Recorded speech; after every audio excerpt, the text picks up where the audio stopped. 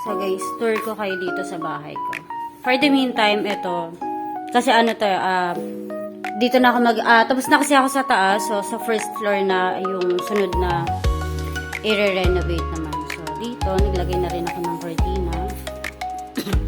Kaya tayo sa taas. Nalobat kasi kagabi. So yung head niya.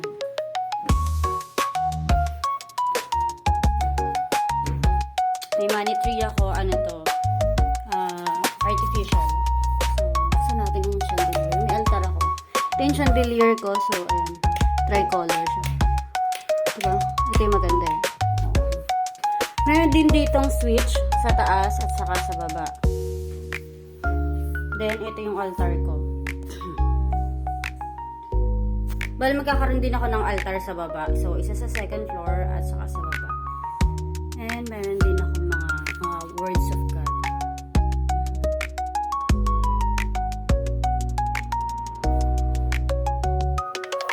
So, tour tayo sa room. Then, naglagay pala ako ng bawat basahan na red and sleeper. Sleepers.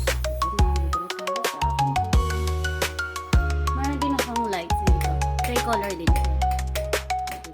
So, favorite ko yung yellow.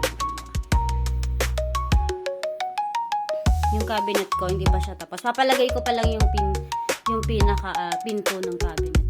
So, ito kasi, hindi siya kaya ng ring curtain. So, yung light lang pala ito. Pero, siguro papalagyan ko na lang dito sa gitna para hindi siya lumulog. So, ayun yung curtain ko. And, ayan. Ang aking kama. Then, meron din akong curtain. Then, maglalagay kasi ako dito ng frame at saka curtain. Basta maganda to pag naayos na siya. Ito yung aking wallpaper. So, dito naman tayo sa kabila. Ito sa room 2. Pero nilagyan ko muna ng ginawa ko muna ng living room for the meantime.